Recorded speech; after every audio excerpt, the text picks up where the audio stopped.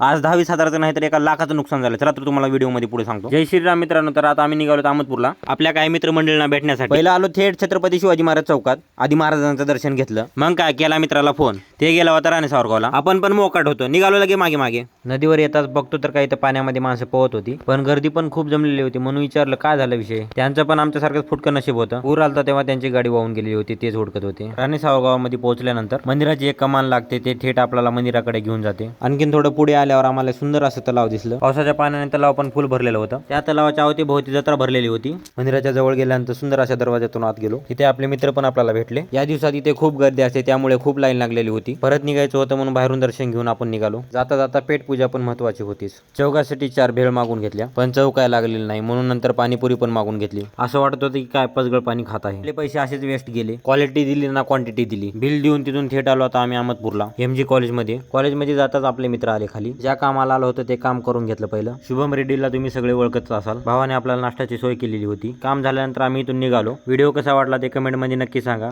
जात तेवढं फॉलो करून जावा. असाच तुमचा व्हिडिओला रिस्पॉन्स असू द्या. कोणत्या टॉपिकवर व्हिडिओ बनवायचा ते कमेंटमध्ये नक्की सांगा. भेटू पुढच्या व्हिडिओमध्ये. जय श्रीराम.